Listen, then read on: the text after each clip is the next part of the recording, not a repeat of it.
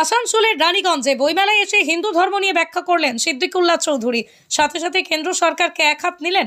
মন্ত্রী সিদ্দিকুল্লাহ বলেন, ঈশ্বরচন্দ্র বিদ্যাসাগর, মাতঙ্গিনী হাজরা সনাতন ধর্ম পালন করেছেন, বিনয় বাদল দীনেশ, চিত্তরঞ্জন দাসও করেছেন, কিন্তু এখন যারা সনাতন ধর্ম বা হিন্দু ধর্মকে রূপরেখা দিতে চাইছেন তারা ঠিক করছেন না। ক্যাপসুল খাইয়ে খাইয়ে হিন্দু ধর্মের শরীর খারাপ হয়ে যাবে।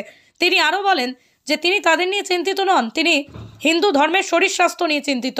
বাংলাদেশের সংখ্যালঘুদের উপর আক্রমণের বিষয়ে তিনি বলেন, মোদিজি কেন যাচ্ছেন না? ইন্দিরা গান্ধী তো গেছিলেন। মোদিজি বাংলার সিএম, দিদিকে একবারও ফোন করেছেন? অমিত শাহ দিদিকে একবারও ফোন করেছেন? মোদিজি দিদির সাথে একবারও বসেছেন? বর্ডারে বিএসএফ আছে, ওয়াচ টাওয়ার আছে, মোবাইল আছে, গাড়ি আছে, কেন্দ্র কি করছে?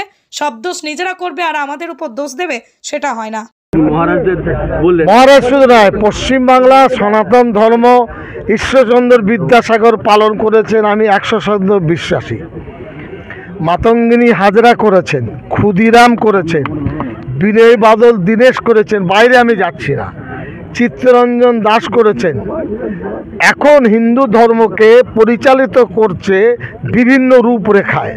এটা হিন্দু সনাতন ধর্মের জন্য মঙ্গলদায়ক নয়।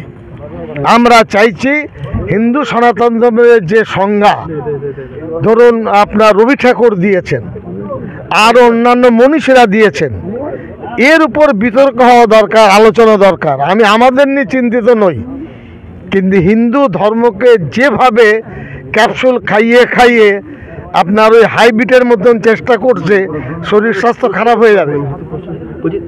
বাংলাদেশে তো সংখ্যালঘুরা আক্রান্ত হচ্ছে। বাংলাদেশের প্রশ্ন, ভারত সরকার কি করছে? মোদিজি যান না কেন? ইন্দিরা গান্ধী গিয়েছিল, তিনি যান না কেন? কে আটকে রেখেছে? মমতা ব্যানার্জির সাথে কেন্দ্র সরকার বসেছে? জিজ্ঞেস করছি আমি, আজকে এতদিন বলিনি, এখন বলছি। প্রধানমন্ত্রী টেলিফোন করেছেন, স্বরাষ্ট্রমন্ত্রী বলেছেন, পররাষ্ট্রমন্ত্রী যে দিদি আপনি সিএম, 2200 কিলোমিটার বর্ডার পশ্চিমবাংলায়, কেন তারা বাংলার সাথে বসবে না? কিসের অহংকার তাদের? দোষ করবে তারা, চাপিয়ে দেবে আমাদের উপরে। বিএসএফ আছে, রোড আছে, মানে বর্ডার রোড, এরপরে উপরে ওয়াচ টাওয়ার আছে, তারপরে ওখানে ক্যাম্প আছে, মোবাইল ফোর্স আছে, গাড়ি আছে।